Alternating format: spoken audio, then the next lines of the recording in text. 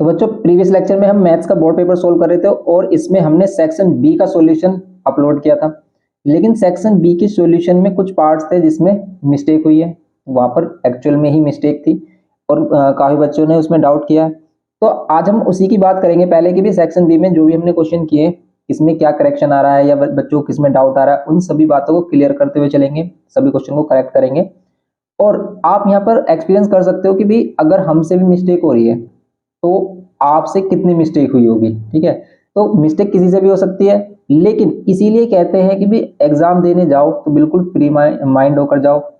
अगर आपका फोकस पूरा आपके एग्जाम पर नहीं है तो भाई मोस्ट प्रोबेबली आप मिस्टेक करोगे उसमें। तो यहाँ पर भी हम इस क्वेश्चन पेपर को सोल्व कर रहे थे तो इसमें हमसे मिस्टेक हुई है। तो ये जो मिस्टेक है वो किस वजह से होती है कि भाई हम काफ़ी टाइम से काम कर रहे होते हैं, बहुत ज़्यादा टायर्ड हो जाते हैं तो हमारा फोकस हट जाता है, तो इसीलिए हम क्या कर देते हैं, इस तरह की मिस्टेक हो जाती हैं। तो मिस्टेक किसी से भी हो सकती है, तो अब हम इसी को ही करते हैं सही। तो इसीलिए कहते हैं कि भाई एग्जाम में जाओ कभी भी बिल्कुल अच्छे से नींद लेके जाओ, बिल्कुल फ्रेश माइंड होके जाओ, क्योंकि जो आपने किया है ना उसी को आप अच्छे से वहां पर एक्सप्रेस कर सको, वही सबसे ज़्यादा इंपॉर्टेंट होता है।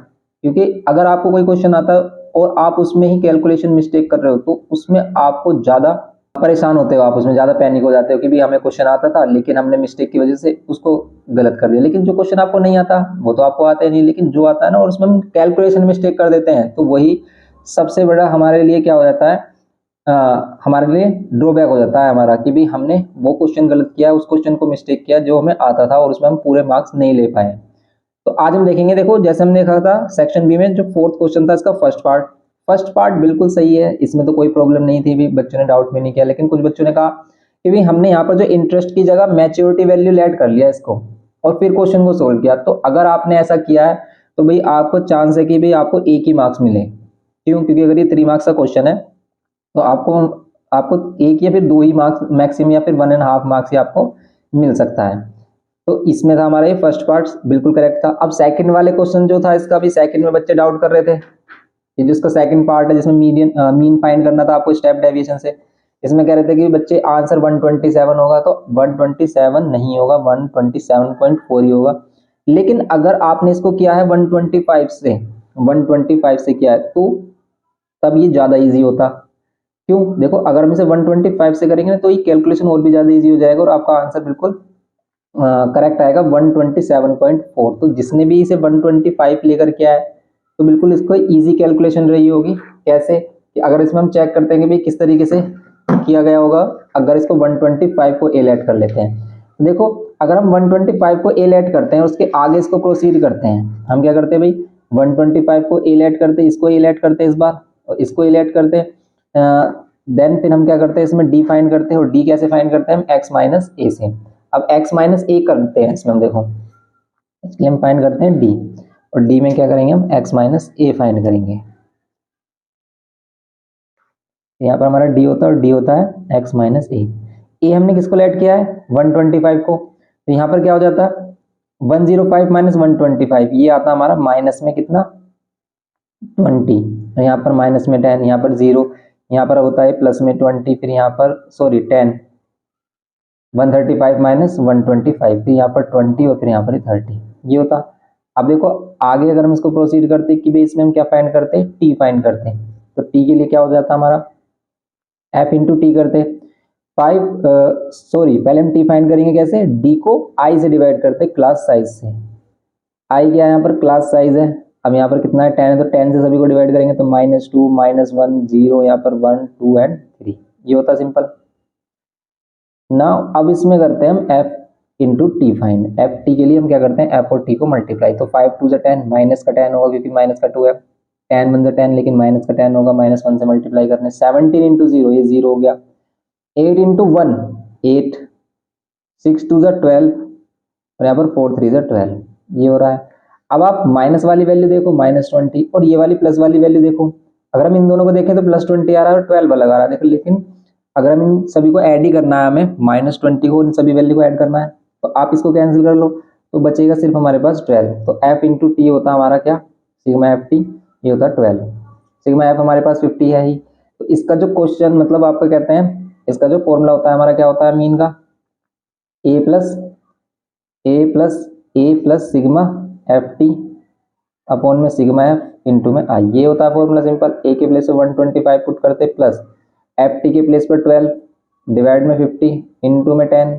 देखो ये 0 से 0 कैंसिल, 5 को 5 से डिवाइड करो 12 को तो कितना मिलेगा, 5 टू 10.4, तो 5 2 मिलेगा आपको कैरी में, तो फिर 0 5 4 20, तो ये हो जाएगा हमारा 2.4 और ये हो जाएगा हमारा 127.4।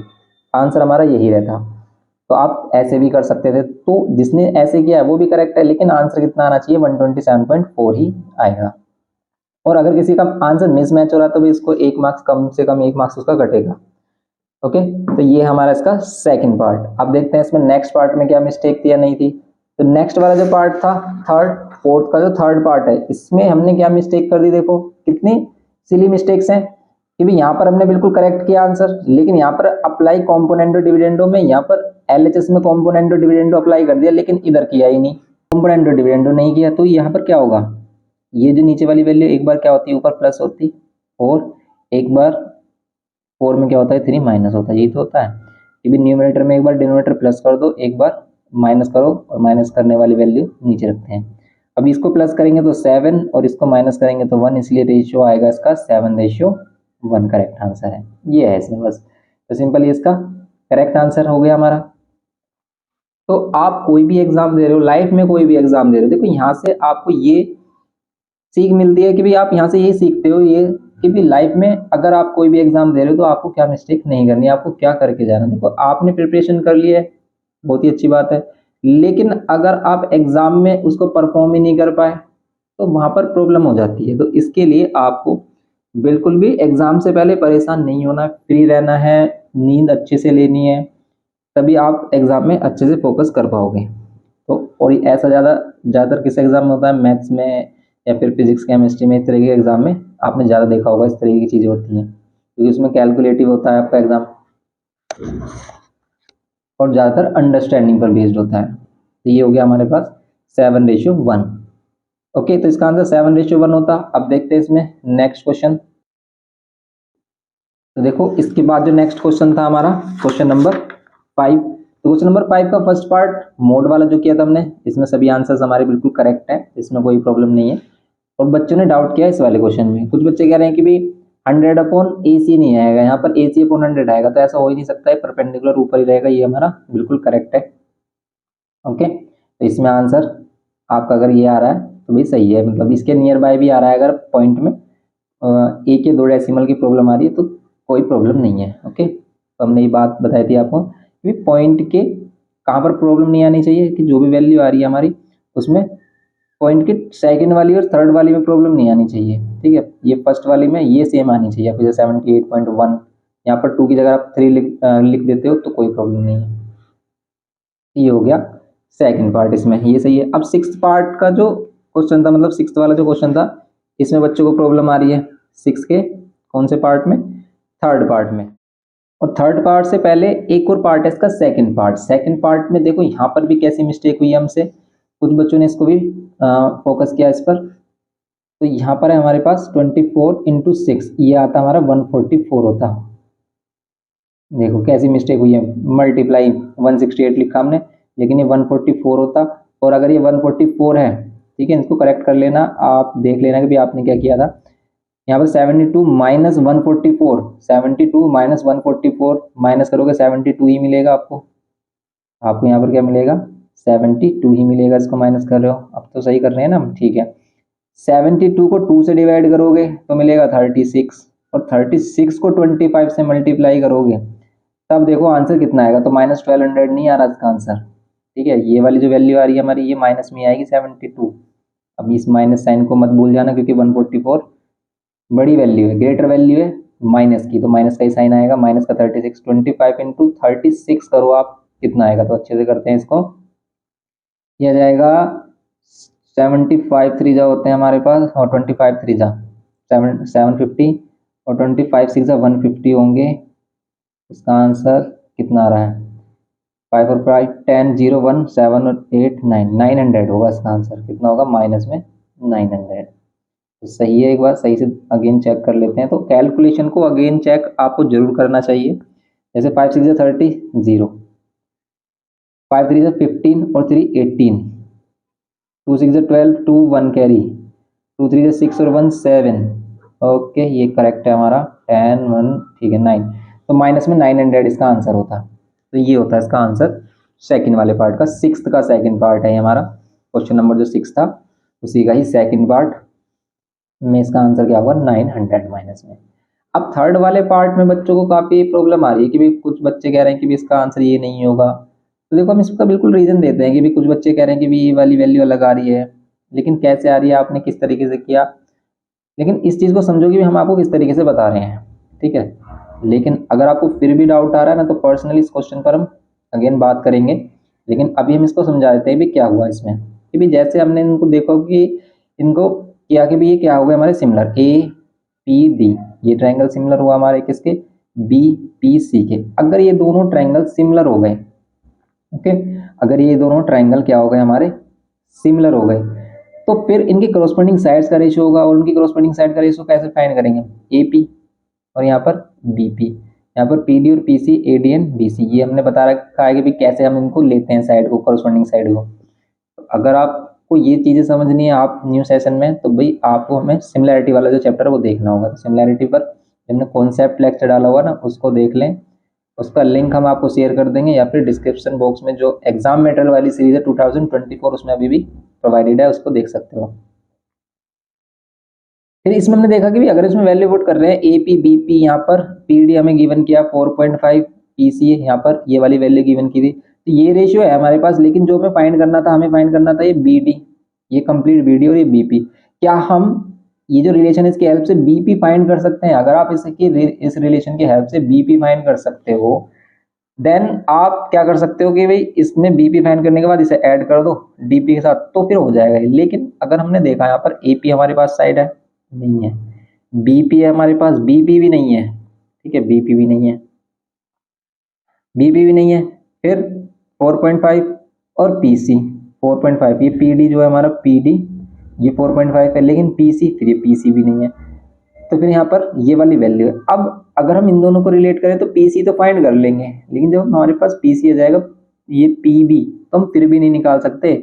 अब कुछ बच्चों ने जिसने ए पी डी लिया, ए पी डी लिया होगा और सी पी बी लिया होगा, वो कह रहे होंगे कि भाई हम इसको फाइंड कर सकते हैं, इन दोनों का रेशियो रख रहे हैं इनके इक्वल, तो हम इसको फाइंड कर सकते हैं। तो ऐसा होगा ही नहीं है, A P D C P B के इक्वल नहीं है। आप ये वाली कोरस्पॉन्डिंग साइड नहीं है इसकी, कोरस्पॉन्डिंग साइड है ये वाली, क्योंकि रूल के अकॉर्डिंग यहाँ पर B P C, B P C किसके है हमारे, ये जो बी पी सी है ये वाला ट्रायंगल ए पी डी के सिमिलर है, क्योंकि डी एंगल 90 यहाँ पर सी एंगल 90, तो उनका पोजीशन लास्ट में है, पी एंगल कॉमन है, उनकी पोजीशन बीच में है, ए बचता है इसमें, ए बचता है इसमें, बी बचता है, इसलिए नहीं हो रहा है क्वेश्चन। तो अगर ये क्वेश्चन में आप triangle A P D similar दिखा देते सी पी डी के, तब हो जाता है, तब उसमें आप डायरेक्ट बी पी फाइंड कर सकते थे सी पी बी लेकर। क्यों? क्योंकि फिर आप ए पी और ये पी सी का रेशो आता,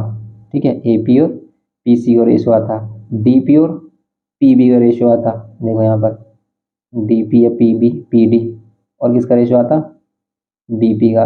और ये रेशो आप ए डी और सोच रहे होगे कि भी ए डी और सी बी ले लें, ए डी और सी बी ले लें, तो ए डी और सी बी का रेशो तो है ही हमारे पास ये 60 और इसको हमने डिवाइड किया तो 5:2, ये 5:2 आ जाता।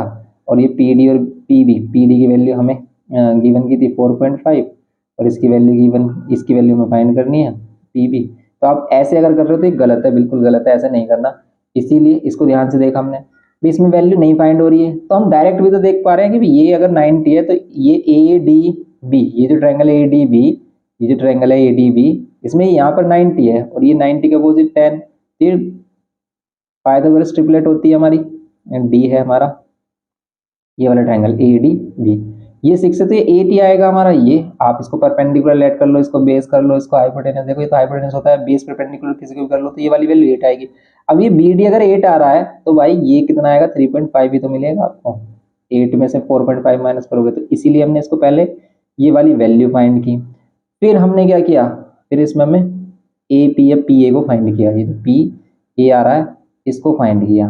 पी ए को कैसे फाइंड किया हमने, कि ये वाला जो रिलेशन था हमारा पी ए और ये पी भी हम फाइंड कर चुके थे 3.5 और इसको हमने इसके साथ रिलेट किया, ये वाली वैल्यू आ रही है और इसमें कैलकुलेशन में भी कोई मिस्टेक नहीं है, पॉइंट आ रहे हैं, ठीक है। तो यही आंसर आ रहा है इसका 8.75 और 8 32, फिर 3 बचेगा हमारा, तो फिर कितना जाएगा 0.47 28 और 4 5 20, सही है, बिल्कुल करेक्ट है, यही है हमारा। और फिर इसका रेशियो भी करेक्ट है हमारा कि भी ए डी और बी सी का, अगर हम इन दोनों ट्राइंगल का ही क्या लेना है, जो हमने प्रूफ किए हैं सिमिलर, इन्हीं का ही हमें एरियाज का रेशियो लेना है, तो इनकी कोरोस्पोंडिंग साइड के रेशियो के स्क्वायर के इक्वल हो जाएगा, तो 25/4, तो ये हमारा करेक्ट है आंसर। तो बस इसमें ये करेक्शन था हमारा, तो अब आप इसको सही से करेक्ट कर लें, और अभी भी अगर आपको कोई प्रॉब्लम लग रही है तो आप कमेंट करके बता सकते हैं। तो मिलते हैं नेक्स्ट सॉल्यूशन में, क्योंकि नेक्स्ट में हम इसका पूरा कंप्लीट सॉल्यूशन अपलोड कर देंगे, और फिर आप अपनी बायोलॉजी की प्रिपरेशन में लग जाना। तो आप अपना नेक्स्ट पेपर पर फोकस करना कि अब तो आपका ये एग्जाम हो चुका है, तो अब करना आप नेक्स्ट की प्रिपरेशन। और बायोलॉजी के लिए जो दीदी आपके लिए लेक्चर अपलोड कर रही हैं, तो उनसे आप हेल्प ले सकते हो, वो आपको गाइड करेंगी बायोलॉजी में।